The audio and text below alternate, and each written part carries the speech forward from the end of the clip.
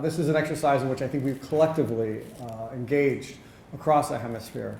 And the point is this is to start a discussion and to start to get behind a lot of the reporting that we've seen, sort of bipolar reporting on Latin America. It's doing well, it's doing poorly, it's going to hell in a handbasket. No, now it's the rising global power. We want to understand more the differences within the region and the differences within each country.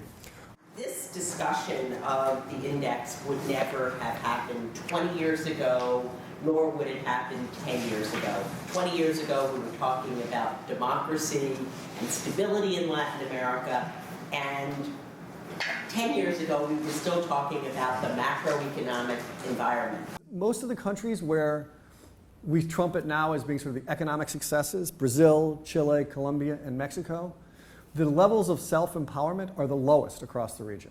In other words, people feel less empowered in those countries that we cite as being the success stories than they do in other countries. Now, I'm not saying that's a negative thing, but I think it begins to explain several things. First, that there has been a level of rising expectations.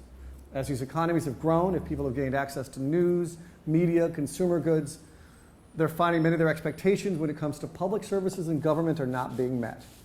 That's not a bad thing. I think before you can feel, it's a legitimate sense perhaps of not feeling empowered. Before you can, if you will, take charge of your own life, you need to feel the pinch of not being able to affect your own future.